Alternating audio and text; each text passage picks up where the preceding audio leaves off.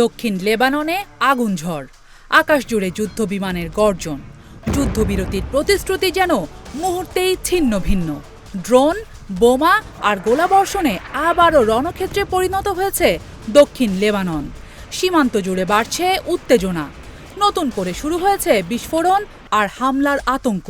রোববার দক্ষিণ লেবাননের একাধিক এলাকায় হামলা চালায় ইসরায়েলি বাহিনী। লেবাননের রাষ্ট্রীয় সংবাদ সংস্থা এনএনএ বলছে, কফার তেবনিত ও নাবাতিহ আল ফাউকার মাঝামাঝি আল হারিক এলাকায় যুদ্ধবিমান থেকে হামলা চালানো হয়। একই সময়ে কান্তারা শহরের উপকণ্ঠে গোলাবর্ষণ এবং মানসৌরি এলাকায় একটি ড্রোন থেকে স্টান গ্রেনেড নিক্ষেপ করে ইসরায়েল। শুধু তাই নয়, বিন জোবেল জেলার তাইরে এলাকাও বিস্ফোরিত হয়।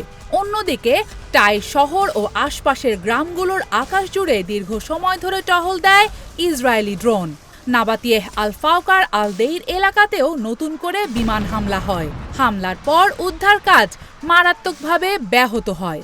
আকাশে ইসরায়েলি ড্রোনের টহল আর আগের হামলায় ক্ষতিগ্রস্ত সড়কের কারণে উদ্ধারকারীরা দ্রুত ঘটনাস্থলে পৌঁছাতে পারেনি।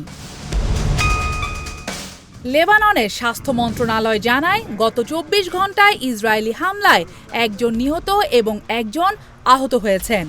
একই সঙ্গে যুদ্ধ শুরুর পর থেকে নিহতের সংখ্যা বেড়ে দাঁড়িয়েছে 4,304 জনে, আহত 12,203 জন।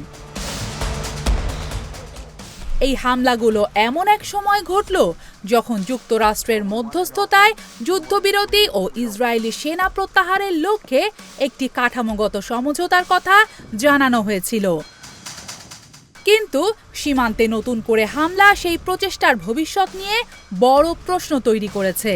এর মধ্যেই নতুন বিতর্ক উস্কে দিয়েছেন ইসরায়েলের প্রধানমন্ত্রী বেনিয়ামিন নেতানিয়াহু। তার দাবি, দক্ষিণ লেবাননের কয়েকটি খ্রিস্টান গ্রাম নিজেদের নিরাপত্তার জন্য ইসরায়েলের সঙ্গে যুক্ত হতে চেয়েছে। তবে সেখানকার এক গ্রামের মেয়র এই দাবি সরাসরি প্রত্যাখ্যান করেন। তিনি জানান, এমন প্রস্তাব সম্পূর্ণ ভিত্তিহীন। খ্রিস্টান অধ্যুষিত 15টি গ্রাম যৌথ বিবৃতিতে নিজেদের লেবাননের জাতীয় পরিচয় ও পতাকার প্রতি আনুগত্য পুনর্ব্যক্ত করেছে। নেতানিয়াহু আরও বলেন, উত্তর ইসরায়েলের বাসিন্দাদের নিরাপত্তা নিশ্চিত করতে যত দিন প্রয়োজন ততদিন দক্ষিণ লেবাননে ইসরায়েলি সেনা অবস্থান করবে।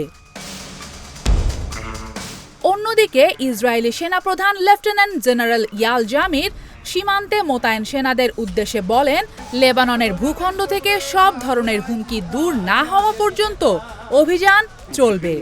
সাক্ষাৎকারে নেতানিয়াহু আরও দাবি করেন, মার্কিন প্রেসিডেন্ট ডোনাল্ড ট্রাম্প তাকে লেবাননের টানেল লক্ষ্য করে অভিযান না চালানোর কোনো নির্দেশ দেননি। তিনি বলেন, ইসরায়েল নিজেদের নিরাপত্তা বিবেচনায় সিদ্ধান্ত নেয়।